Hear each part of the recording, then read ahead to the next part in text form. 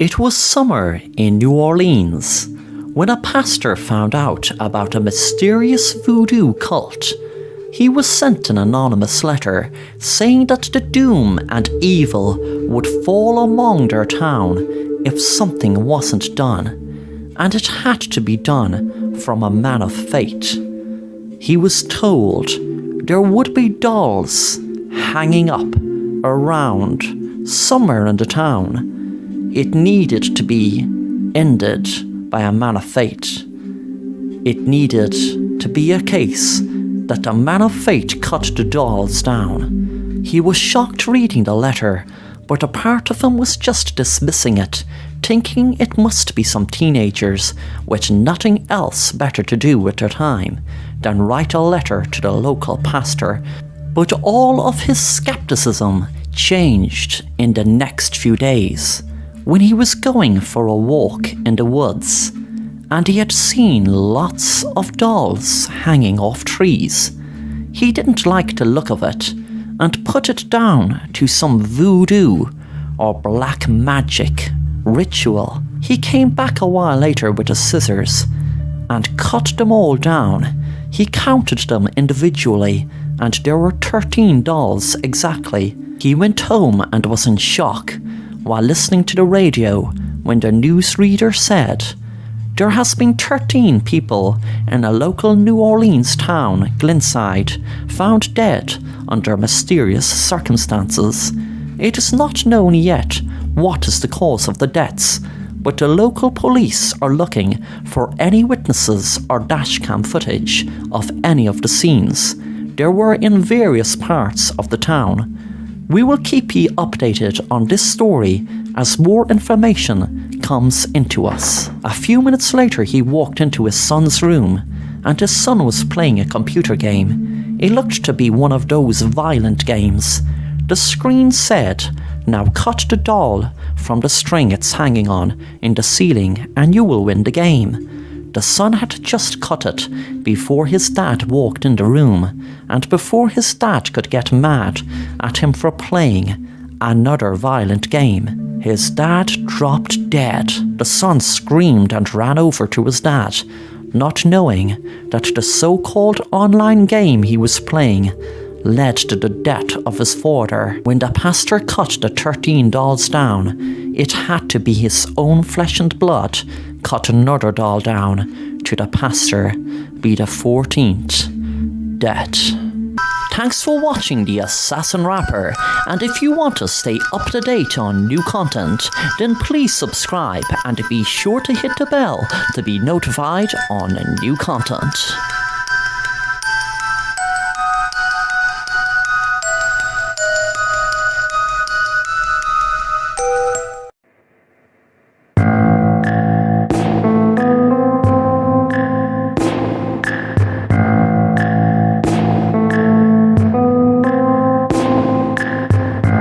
Sam was on social media for a few years now, but didn't get half of the views he would have liked. He decided to hatch a plan to gain loads of followers and viewers. His plan consisted of him driving a taxi that he usually does, but something different for a live stream. He rigged the taxi with lots of cameras to film his customers. He had something very different planned for them. That difference was that he would have a needle in the back seat full of poison, and each customer who gets in would be killed from the poison going into their back. The needle tips were spread all over the back, so no matter where they would sit, they would get jabbed. He murdered about 10 people when his live stream went up to about 100,000 views. The local sheriff of Sam's town got tipped off after the 5th person was killed, so he was tracking the car by people giving tips of what was in the background of the live stream, giving away where it was originating from. even though Sam was constantly on the move apart from stopping for customers. The viewers helping the police eventually knew Sam seemed to be driving to his house. A while later, there was a SWAT team outside Sam's house, and they knew from the live stream he was in the garage. He could see he was holding a gun up to people, and the SWAT team broke the garage door down and shouted, "Stop!" Sam jumped with fright, and one of the police officers' guns went off and shot Sam between the eyes. Then 10 of his victims came out shouting and screaming. The detective was relieved the poison in the needle didn't kill them, but must have just put them to sleep. Then things got worse than he could ever have imagined. When one of the people said, "Oh my God, why did you shoot Sam?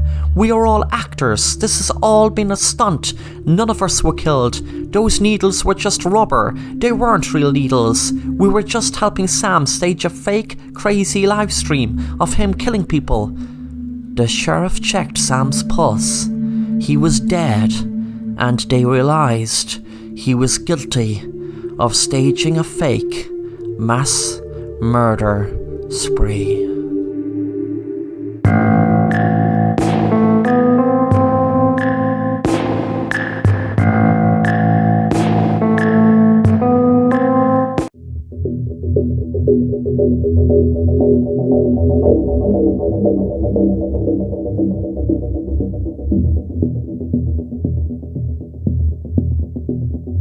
Jake was looking forward to fly across the Sahara Desert because he knew he had to in order to go to where he was going in Africa. Everything was going smoothly, and the flight was even practically turbulence-free.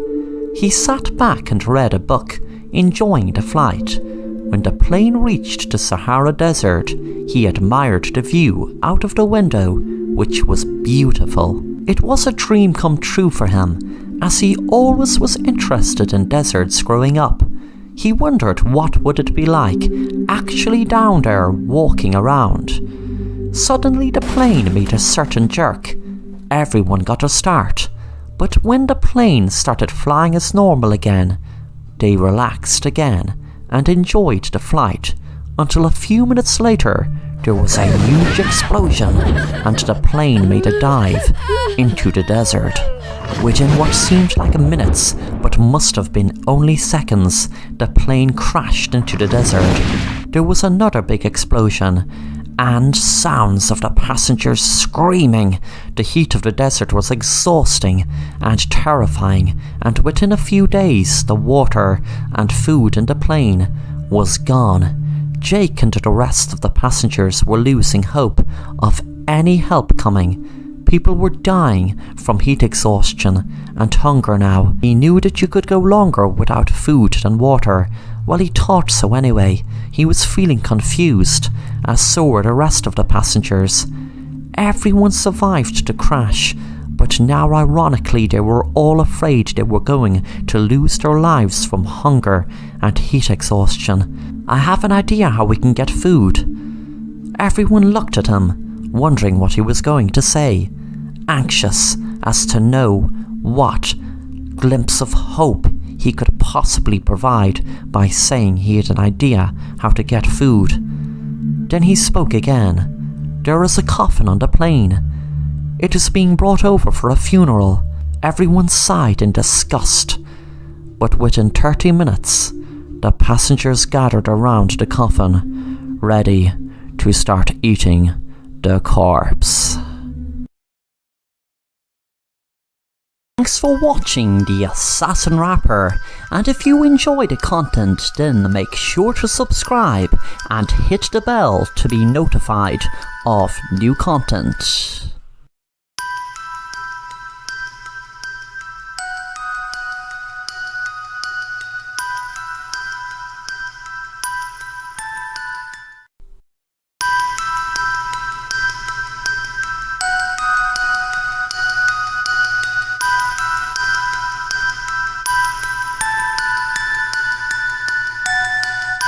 Thomas was looking forward to go to the cinema on Friday night.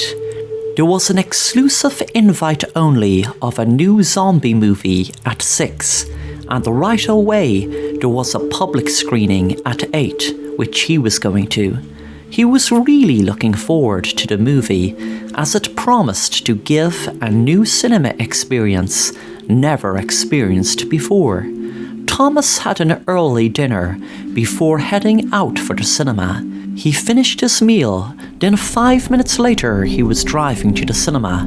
He loved going to the cinema since he was a little boy.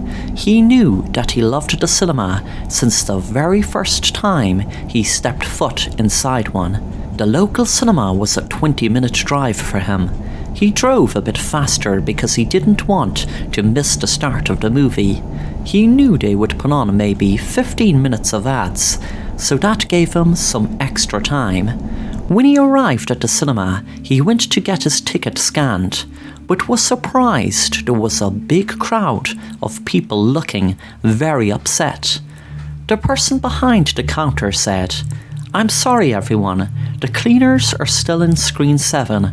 We won't be long more. I'm very sorry for this. It's not cleaned yet." The crowd were growing more and more impatient, as it was now 8 o'clock. Thomas had patience, but this was driving him crazy. He was wondering would the movie be still on, or would he miss the start of it. The crowd were really irritated now with the long wait. He pretended to go to the bathroom, and as he was passing screen 7, he snuck in. He was waiting to be told it wasn't ready by the cleaners, but they didn't say anything. It was almost like the crowd from the premiere didn't even leave yet. It was so dark, it was hard to see. Thomas got out his torch. He always brought to the cinema to find his seat, as he liked it old school instead of using his phone's torch. He screamed when he could see there was a group of what looked like zombies coming for him. He said to himself it must be some sort of fancy dress for the premiere, until the lights came on, and he was then bombarded with the evil, twisted sight of what looked like zombies lying down in the ground in pools of blood. Out in the foyer, the crowd waiting were pleased to hear the man behind the counter say, "Okay everyone, sorry for the delay, but the cleaners have finished now. Ye are free to go into screen 7. Enjoy the movie." The crowd walked into screen 7, really looking forward to see the movie. All their frustration was gone already, because all they wanted to do was watch the movie and enjoy it. When they went into screen 7, they could hear growling and couldn't register anything else, because that is when they were turned in to zombies.